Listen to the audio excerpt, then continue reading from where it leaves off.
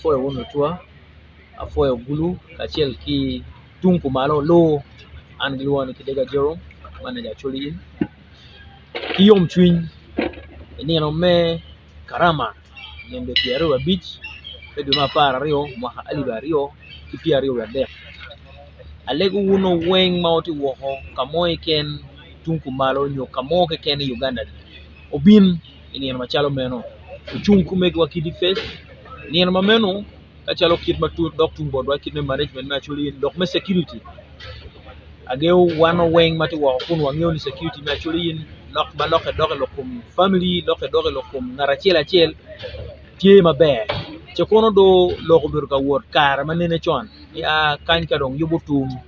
kit ma Acholi in giriemo dano ko peko meno kan ka yini bino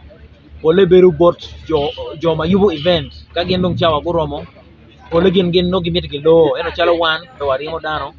bin ketamno bin miel ping ruiwu eno ni nyama madit ni me awora ni no koloba wan to abiri mo ngaromo ka music tie biko kit mapora kere wa ichawa ma wanoni dano dong peke yo ka yom twin tie fudi wana be beru kedwa kodiko kendo ke lokit me transport wu tie very secure boda mamwa magiti kanye in bin pelu kit me dog gin dog bene ke binu chalo family wanungu mutaka welma la ping mada mamere beru way romme peko mo ke ken maduri wakama bichere ye ka kit me boda mamwa ma ngeo gini giti registered boda ma ngeo gi okachela chel ma itwero binu i dog chawa mo ken mano iti safe binu oluo gi mo kanjang gangwu gangwa gang padano duju obin afor now Acholi yen kangat mateke mire me paone pe yupe ngoma met ni ngata ni ko bet kwere like chalo yuma kerene pe miro mo ma di tutwal yen Acholi yen pe poko kaka pe poko region pe poko nationality yo any form of identification kata ni dano magene dano mati wano ti ukedi yo mo kene tie magi bini kit winye yo me den kongi team ka gi chul one way na pa kwero eto kit me event mama tie ni ka chalo ibi binu ki yup mano iti binu chalo in keni ma organization mo nyo sponsor mo ma dit peke ngi wano mi ubene ba mamwa mabene wele dugu kitilo kilo tiena mamwa matungang chake wel me million angwen ma pe eno ni wel wa me agiti dugu bene ping bati jo mo keno magi binu yo mo keno ma pat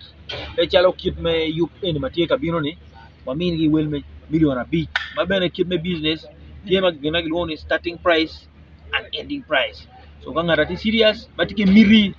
etimo gi mo makoman bin wano winye kit me biachara peluo gi mo Acholi tie jolo takki dano mo ken type dano mo ken yo mo ken wano miro wun weng labo wun wano peke ci wano foye wun jalo customers mo dano mati wako kun ubin ya ketting an mo matika lubuwa tika lubu this interview tika mer kupe kong yang gimu kana chela ri yo ngo maro kupe kere ke Acholi yen itwero go chim in number 077 0784 684 740 la peng mo ke ken me miro itwero do number eno ni ikit me go booking space ikit me win nyang wel me rooms ikit me nyang wel me kwang ikit me nyang wel me gi mo ke ken iyo mo ke ken number eno ni peto beru iyamo jwi di wo wakidi cheng chawa mo ke ken wan wagamo